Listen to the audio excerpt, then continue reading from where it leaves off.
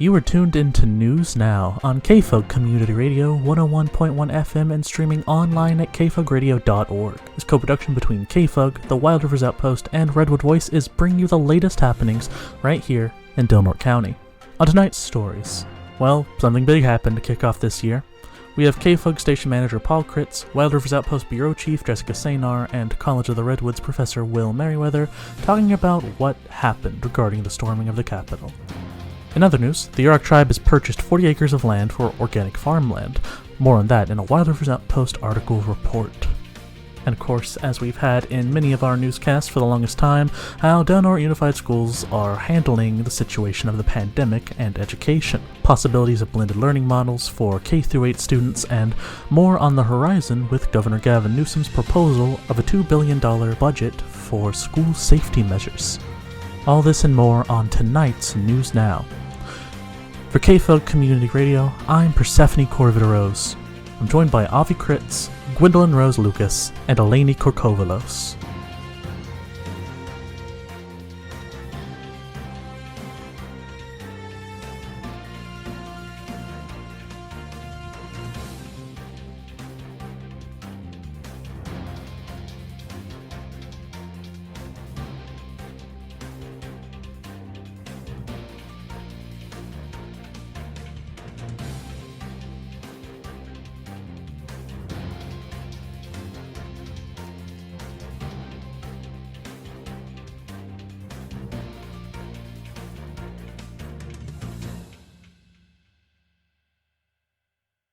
First things first, the COVID-19 update. News on the COVID situation as it stands right now, like you've come to expect.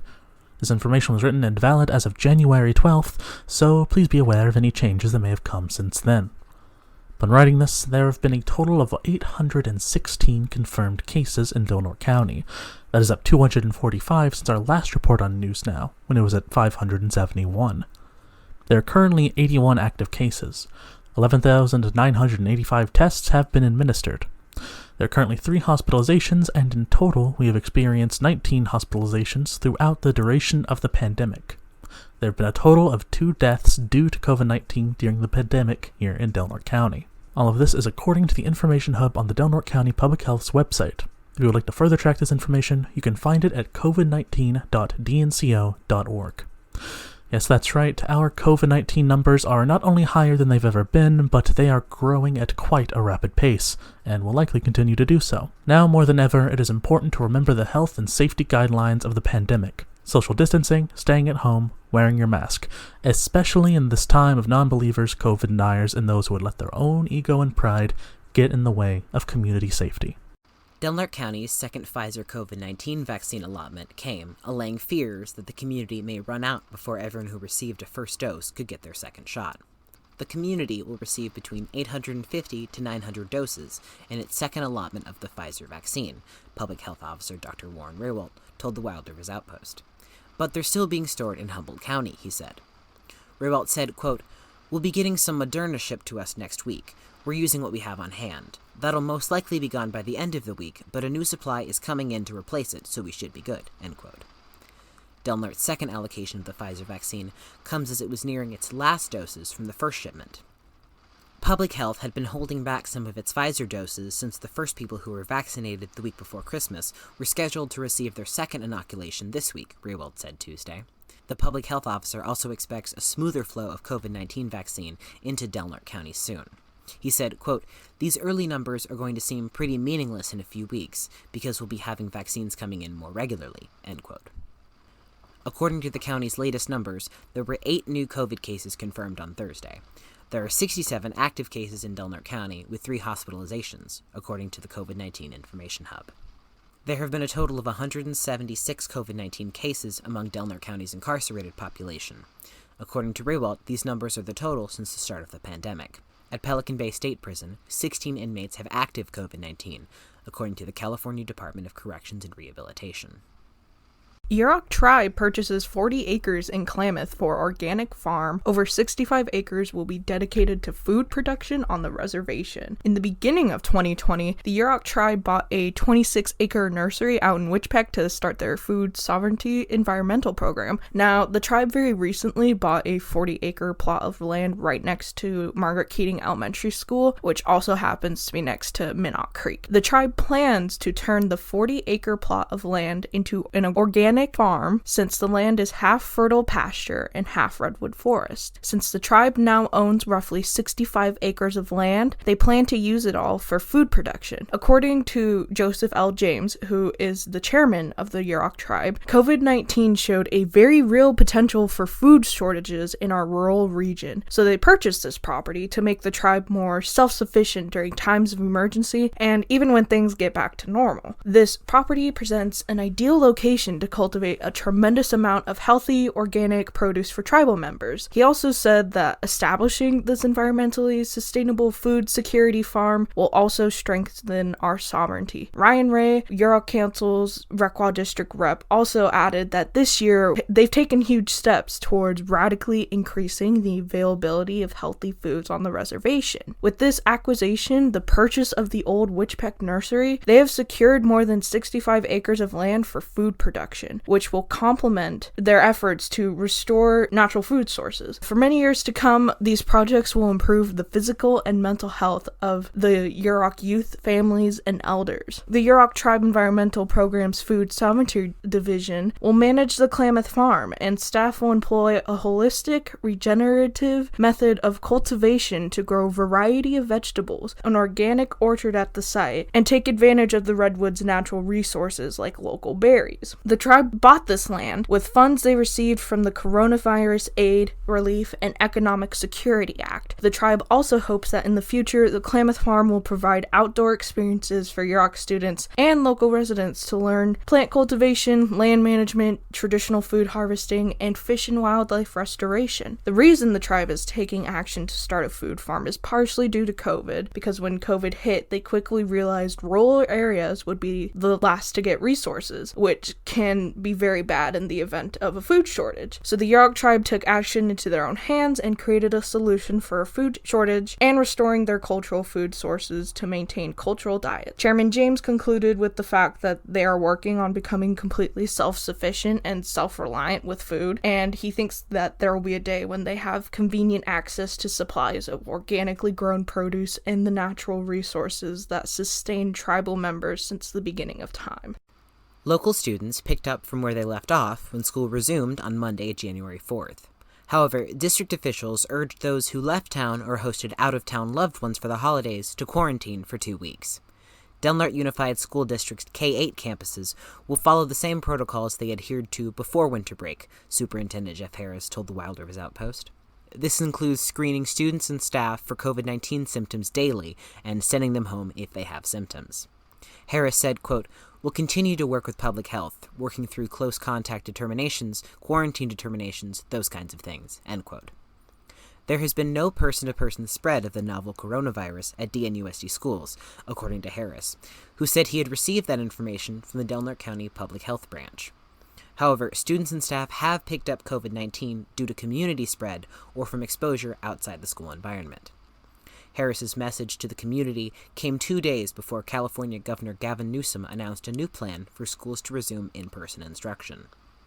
On December 30th, Newsom announced that his strategy will focus on bringing back children in transitional kindergarten through 2nd grade and other vulnerable students back into the classroom first.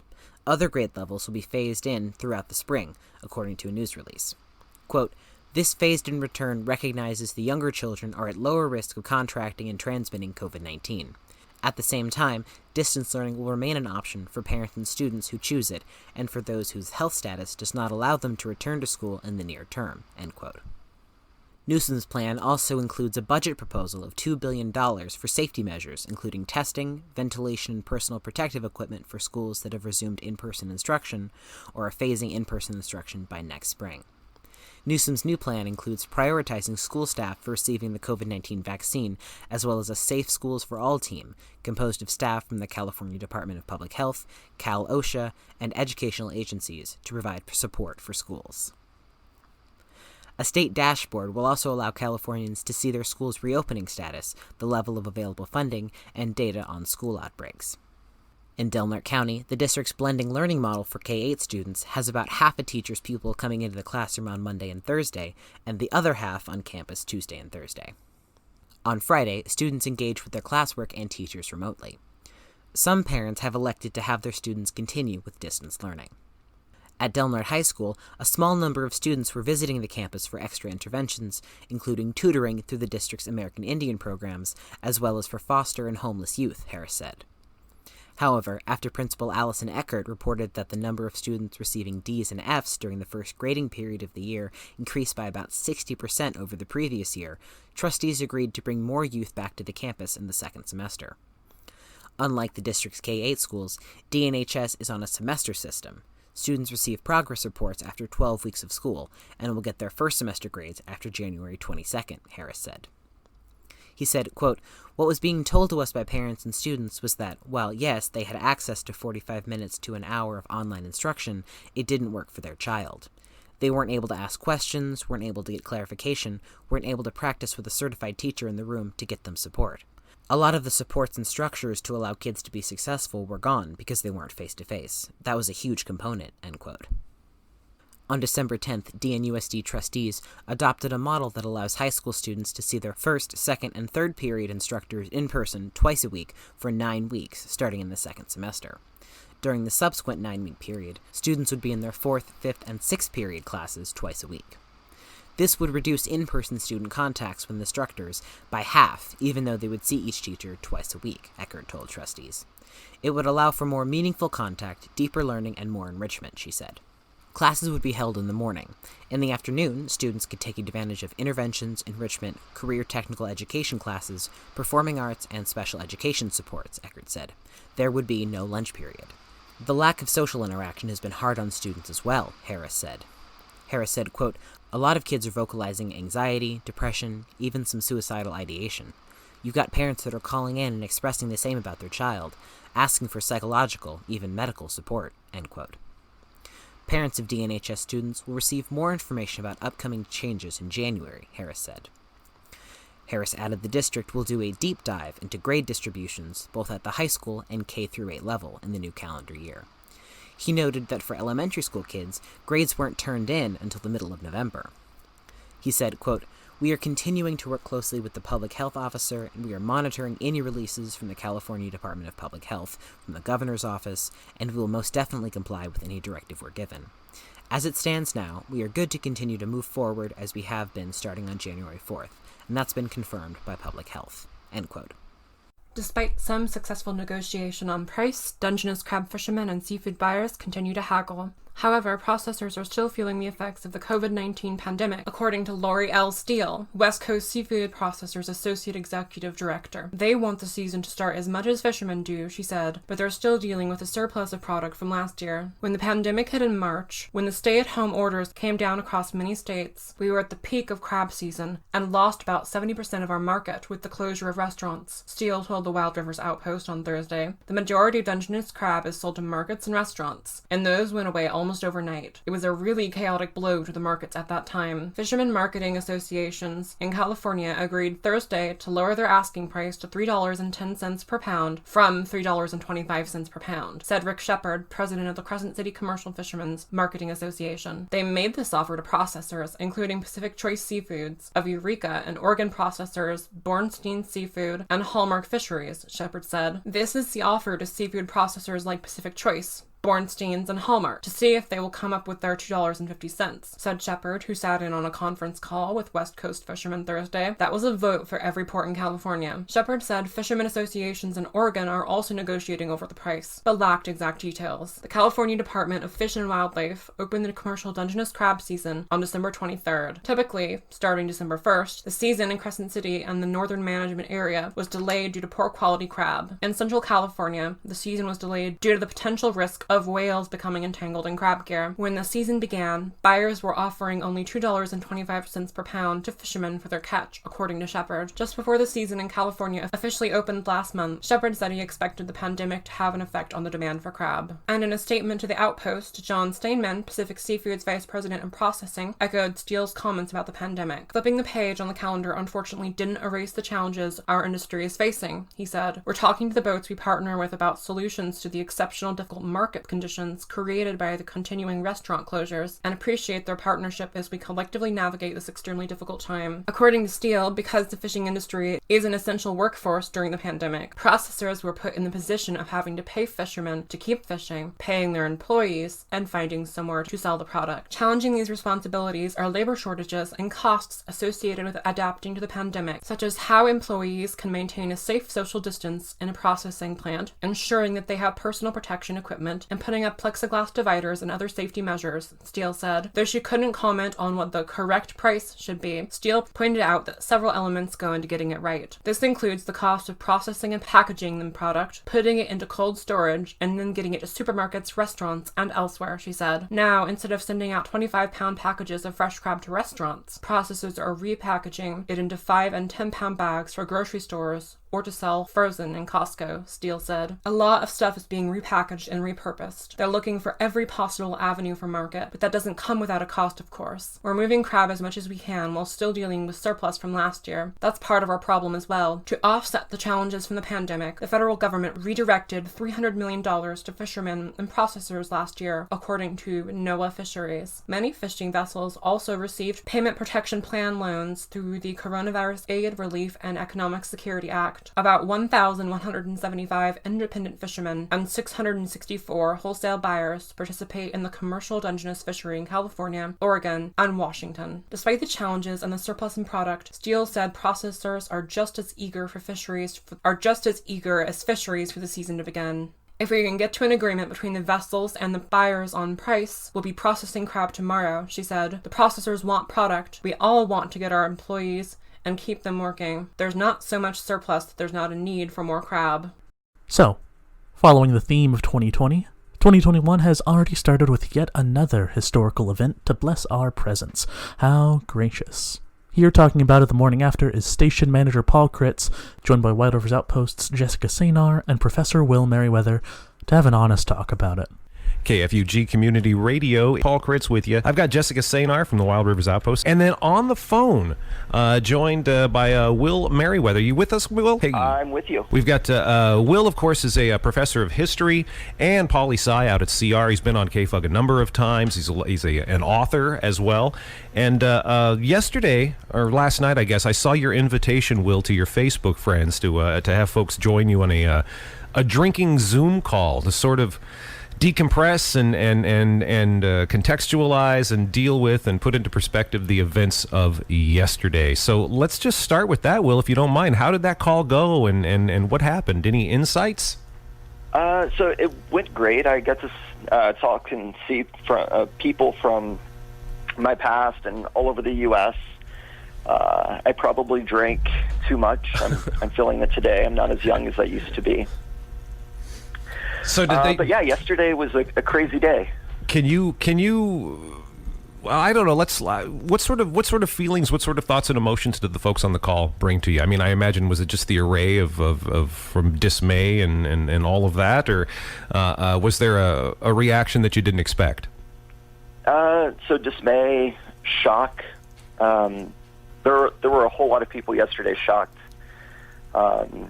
Even going to different news outlets and listening to politicians from all over the U.S., they were shocked. My friends and family were kind of in that same category of, I can't believe this is happening. And I had actually been telling students that this was going to happen. Mm-hmm. That not necessarily the extent, but after the election, whenever Donald Trump refused to concede after the Electoral College, after the Associated Press had said that the election went to Joe Biden, he kept telling his supporters that it's a fraud, that there was elections were stolen, that the voting systems were rigged. And this is a way to kind of take down democracy. And one of the things that I did, and I helped reassure them, was that last night when we had the call, we were good. Like, our democracy survived because in the moment in which people had to decide which side they were going to be on, most of them decided that our democracy is more important than one man trying to steal an election. And I do want to reiterate that that is exactly what he was trying to do. There were all these court cases challenging fraudulent votes, but they never had evidence. All of those cases got thrown out of courts repeatedly. This is what happens whenever we allow individuals in leadership positions to lie and ramp people up. Is there a I know you're also a history professor at CR. Is there a historical context or examples in history of maybe not to this level, but of a president refusing to concede an election and repeating statements that isn't true, is factually inaccurate? That you can think no. So we've never had a president refuse to concede after the election. We've never had a something like this coming from the top. Okay. But there are historical examples of coups, or at least attempted coups, in the U.S. In 1932, after the election of FDR, there were a group of bankers led by Prescott Bush who started trying to promote General Smedley Butler. And at first, they were just promoting him. He was a very popular figure with veterans, with those who were still serving. And they had him going around the country giving all of these speeches. And in 1933, after the inauguration of FDR, and we started seeing some of these banking regulations, they wanted him to challenge FDR and to launch a military coup. And Smedley Butler went to Congress and said, this is what's happening, this is who's involved. And they pretty much just laughed him out of Congress, saying, we don't believe you. And then later on, all of these things started coming out, but nothing happened to those who had tried to orchestrate it. But, even if we go back to the Civil War, those people were calling for an insurrection against the United States government. And we still glorify those individuals. And so this is, our past is catching up to us. That's a fantastic way of putting it. I mean, to see the stars and bars kind of waved through the house, the halls of Congress and the halls of the Capitol. I'm not sure a lot of people realize, just historically, what that means. I mean, this is the battle flag of the Confederacy, and here it is in the halls of Congress yesterday. And that flag yesterday was closer. It was in the Capitol building. It never got that close. Right. In the Civil War. Right. I was thinking about that. Here's this this shirtless guy doing what Robert E. Lee couldn't do. Right. And again, I think it's also because we've allowed this. We've allowed this. There's Confederate flags flying just right down the road from us here, and we've never dealt with all of these things that it seems historically have torn us apart from the very beginning. And that's one thing, you bring the historical perspective, which is very, very important. One thing, just in American history studies, one thing especially looking at the first few presidencies, right? Looking at, after looking at the Adams administration into Jefferson and things were crazy back then, too, back when the democracy was brand new, or when our republic was brand new like that. I mean, just a lot of what was happening in the press and mobs in the street and basically gangs being called out and all of these things happening. It seems, is yesterday, I mean, it seems like, yesterday was striking and strange and weird for us in modern America, but over the history of America, was yesterday that aberrant? No. We've been lucky that since World War II, both parties were incredibly close when it comes to foreign policy. They were somewhat close in regards to domestic policy. And since the 1980s, our nation has really been splitting politically. And so this has been building for a while. And I want to reiterate, or I want to highlight that after the Civil War, we put up statues to the people who waged war against us. Like the Confederate flag and the people who fly that are flying a flag of individuals who levied war against the United States. And we have schools and buildings named after Robert E. Lee, who had his citizenship stricken from him, and he doesn't get it back until the 1970s, well after he was dead. Really, even when he headed the university and all of the things he did in the latter part of his life after the war, he was not a citizen? I wasn't aware of that. Yeah. And so after the Civil War, a lot of historians,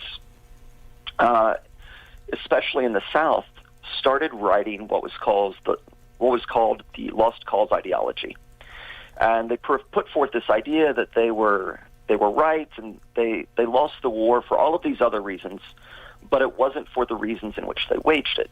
They still put forth this idea that it was a noble cause. They tried to reform the figures who had led the revolution and the rebellion against the U.S. And they put up statues glorifying them.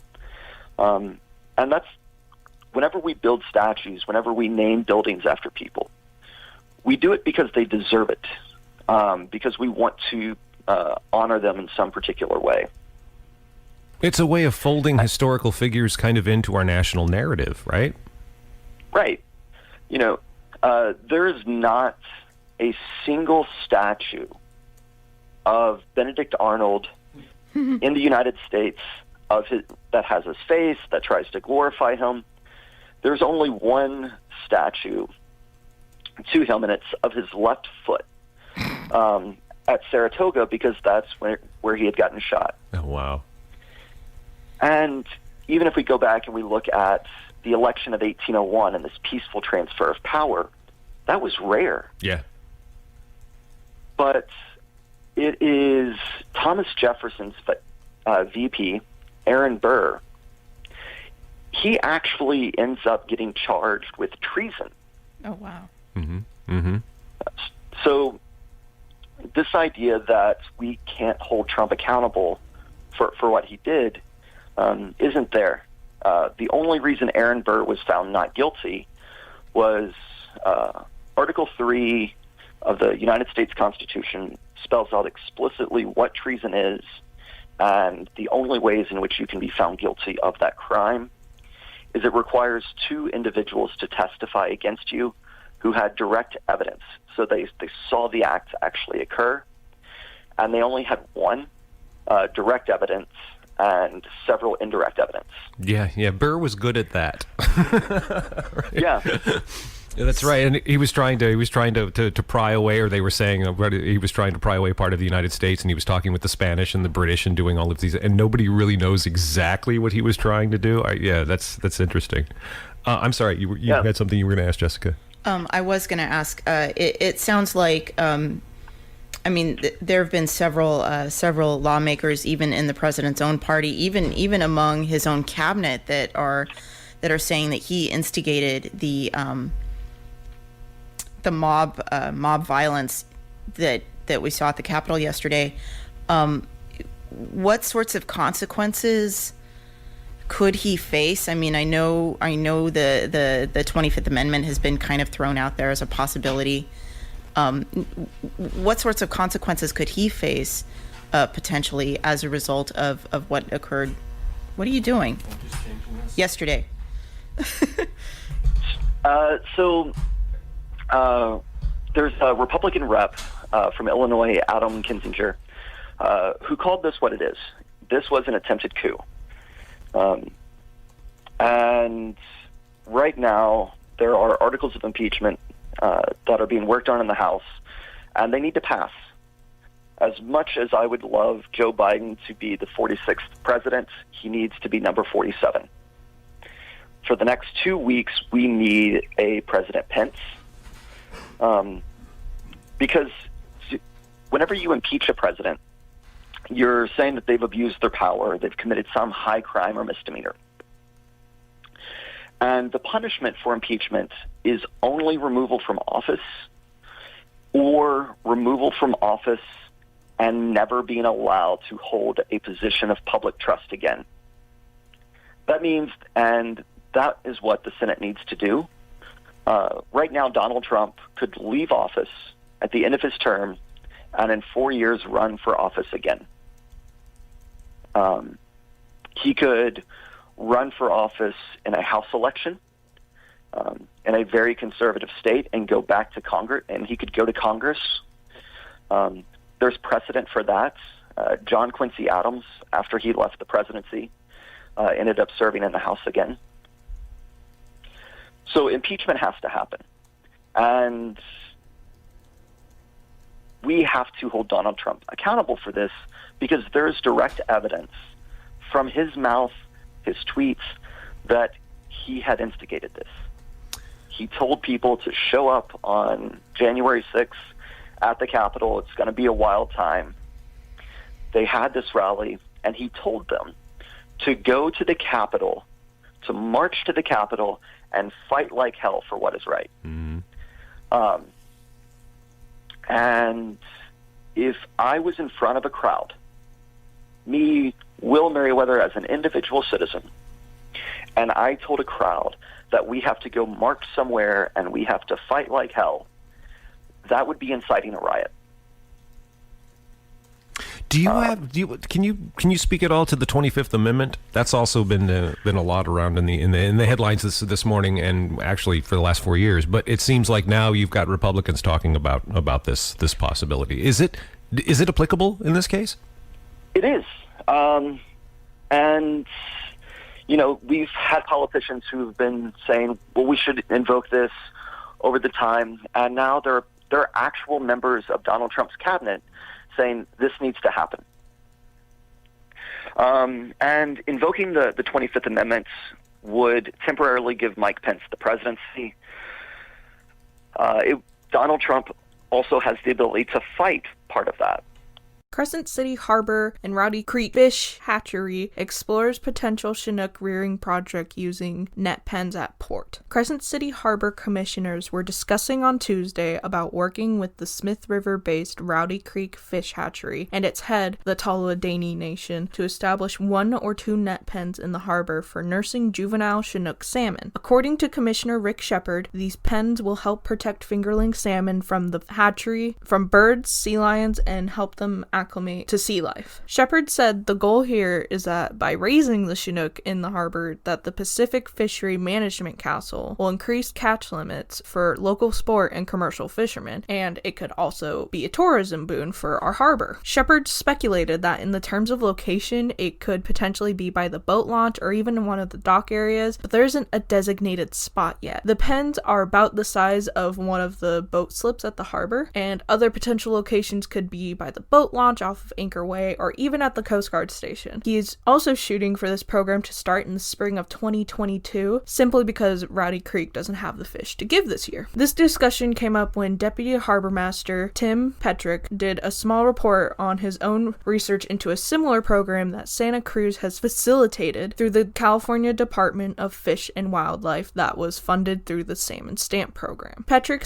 has said that the Santa Cruz program has pens in between north of Half Moon Bay at Pillar Point and south at Moss Landing. But in order for us to be able to get the funding through the Salmon Stamp program, the Commercial Salmon Trawlers Advisory Committee would have to approve it, complete an environmental impact report, and then have the committee vote to redirect funds from another project. This essentially means that they would have to find our project both less expensive and more productive than one of the other three programs facilitated through the CDFW. Petrick has talked about how there are two methods of the net programs. One is a quick release program that is done in Santa Cruz, and the other is a longer soak program that is done in Pillar Point Harbor. He said the quick release method is done by putting the fish into the pen, and in between 3 to 5 hours, they are taken offshore to be released. This is done to ensure the fish don't imprint onto the harbor, because when the fish imprinted onto the Santa Cruz harbor, they all came back, which ended up sucking up all the oxygen and water, and then killed all the fish, which also caused the problem of attracting a bunch of sea lions. The second method is a longer soak, where the fish stay anywhere from 2 to 4 weeks before the fish are taken to sea for release. This second method results in a higher density of fish in the harbor, which benefits not only us because of our current harbor setup, but also benefits the fish with the amount of spawning access they have in and near the harbor. He also said it really comes down to what our experts think is best. Shepard mentioned that in Half Moon Bay, roughly 30 to 40% of Chinook raised in the pens there return to the harbor, which results in thousands of fish, creating a huge sport fishery there. But Shepard said that for our area, the fish would swim around the harbor and look for nearby streams to spawn in. It could be problematic if they use Elk Creek because our coho salmon use it to return to spawn, but we have many other spots for the Chinook like Nickel Creek or Damnation Creek. This enhances the project even more because we could very potentially be putting salmon back into rivers that haven't had them for a long time. Seasoned commercial fishermen did mention that the juvenile salmon would be protected from predators when in the pens, and that when they return as adults, the sea lions will have a heyday. But Shepard said that's not necessarily a bad thing, because if the net pen fish are being eaten, that means the sea lions aren't eating the native stock from the Klamath and Smith River. Another upside is you're putting more fish into the ocean, which means predator activity will go down, because the more fish there is, the more food options predators have. Shepard has shown interest with being very hands-on with this project. Delaware County's public health officer issued a call Wednesday for volunteers to help with distributing the COVID-19 vaccine. Dr. Warren Raywalt's community bulletin, the first for 2021, comes after he described a logistical challenge in ensuring there is enough to give those who received the Pfizer shot just before Christmas their second dose within the next few days. Of the nearly 650 doses of both the Pfizer and Moderna inoculations Delaware County has received in its initial allotments, about 200 are left, Raywalt told the Wild Rivers Outpost on Tuesday. As of Wednesday, 7 new COVID-19 cases were identified in Delaware County, according to the county's information hub. This does not include a new case reported among the county's incarcerated population. There are currently 83 active cases and 3 people hospitalized in the county. 15 inmates in Pelican Bay State Prison are currently positive for the novel coronavirus, according to the California Department for Corrections and Rehabilitation. Since the start of the pandemic, Delaware County has seen 781 confirmed COVID-19 cases, according to the information hub. From a Wednesday public health branch bulletin. With the new year, we want to bring some news about COVID. This is the first bulletin of 2021. We had all hoped that we would never need to post a bulletin for this year, but we clearly need to keep everyone updated. The main topic is vaccinations. As we had mentioned before, we have been using our first allotments to keep working on the suggested groups that should be prioritized as determined by the CDC and the State Health Department. We have given first shots to hospital staff, ambulance employees, skilled nursing staff and patients, and some fire firefighters, as they are often first to arrive for medical emergencies. We have also seen vaccinations at some medical offices. Our next focus will be home care workers, more medical offices, and more seniors. We have used over half of our first allotment, about 340 doses, and by the end of next week we'll have used nearly all of what we have on hand today. That will mean at that point about 600 doses of vaccine will have been given. For perspective, that is half again as many doses of the vaccine as we gave in October, which was the busiest flu season that we have seen in years. We could not do this without help. We have 3 dedicated and extremely hardworking public health nurses. They cannot possibly do this themselves. The hospitals and clinics have been stepping in to do their own vaccinations, as have qualified groups, and we know that they will continue to vaccinate as time goes on, but we will always need volunteers. This is a community-wide project, and we cannot possibly get everything done that needs to be done without community help. If you are working in the medical field and can give vaccinations, we need you. Even if you are an office staff worker, we need you. A big part of this job is signing people up and directing them to the right place and time and entering their shot data to the network. That will help us get a second shot for them. We will accept anyone with the qualifications, even retirees, if they have the experience and licensure that is required. We have created an online application site for anyone to use who has an interest in this, and you can always give our office a call.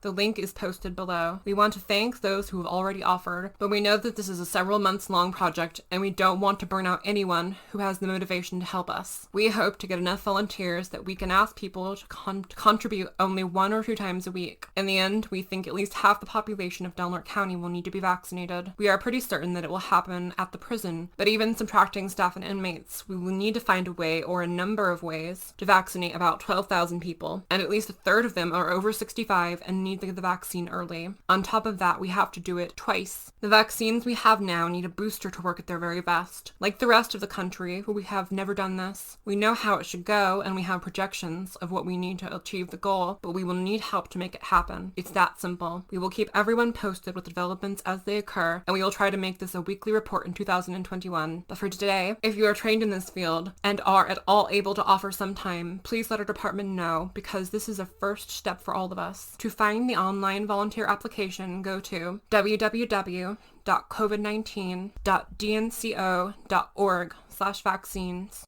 It will likely be spring before the Community Food Council can buy the van for its mobile food pantry, but the organization's director says she wants to start building partnerships now.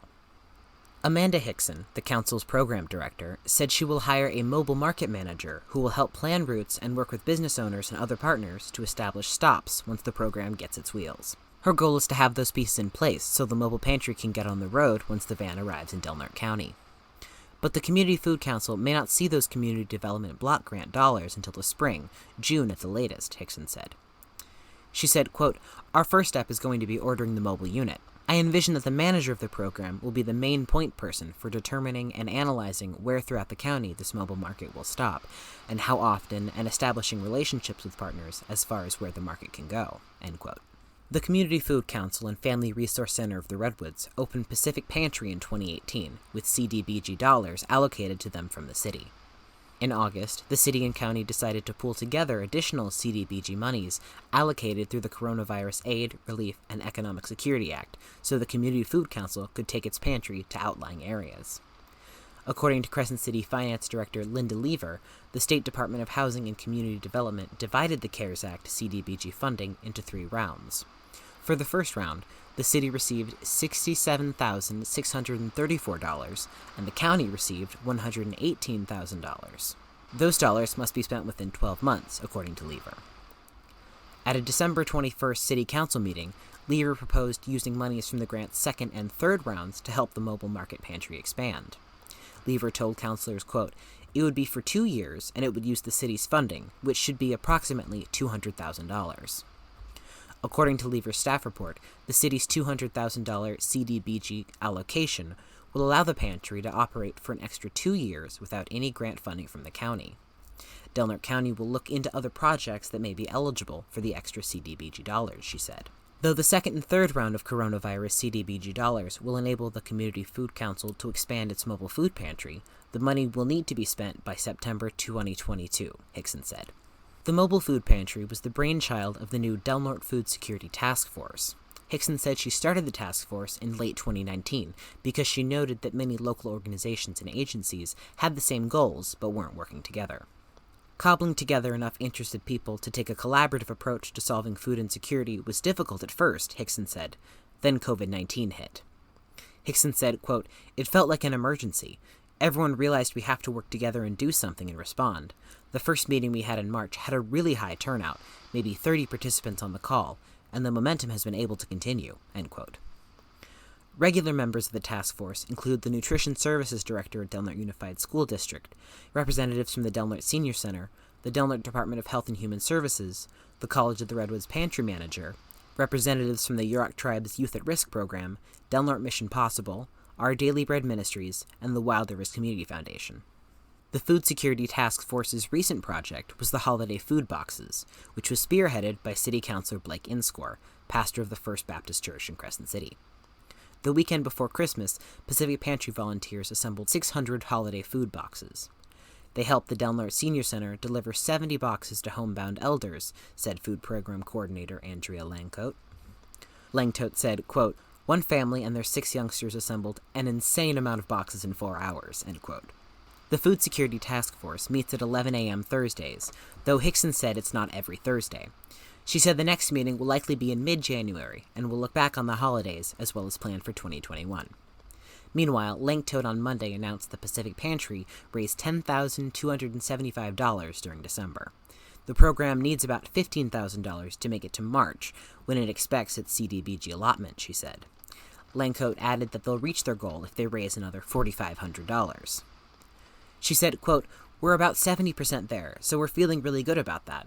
The last time we did a fundraiser, we got some big amounts from the Wild Rivers Community Foundation and the Caldwell Foundation and the Humboldt Area Foundation.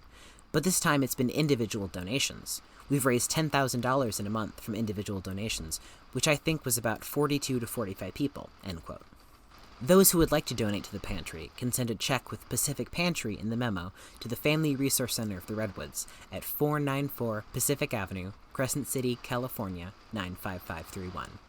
Donations can also be made to the Community Food Council's Mighty Cause campaign.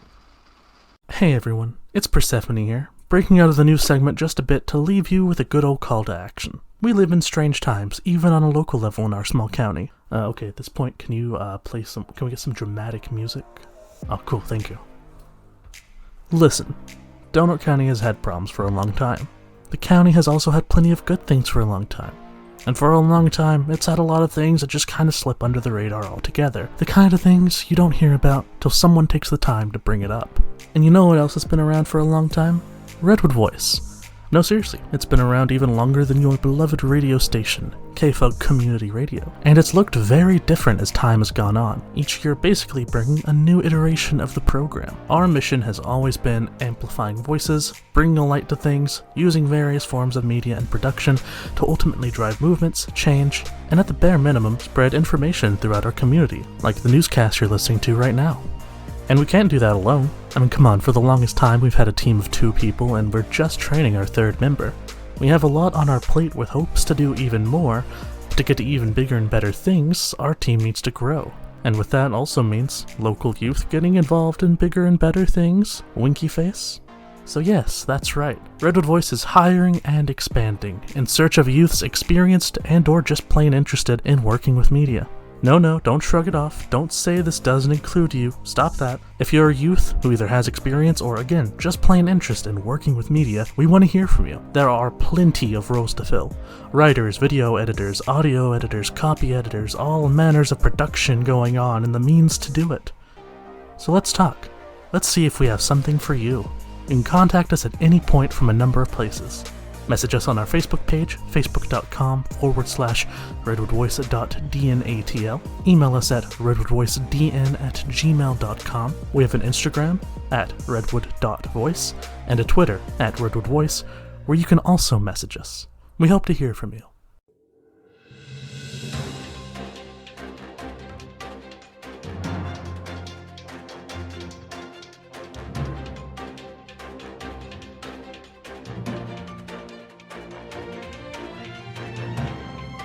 Thanks again for tuning in to News Now. To hear more episodes of our newscast, check out kfugradio.org or our YouTube channel. Special thanks to Wild Rivers Outpost and Jessica Sanar, Crescent City Bureau Chief, for providing great content. Tune in 2 weeks from now to KFUG Community Radio 101.1 FM or stream online at kfugradio.org to hear more news from your favorite local radio station. This newscast was edited by Persephone Rose. The voices of this newscast were Persephone Rose, Critz, Gwendolyn Rose, and Eleni Corcovelos.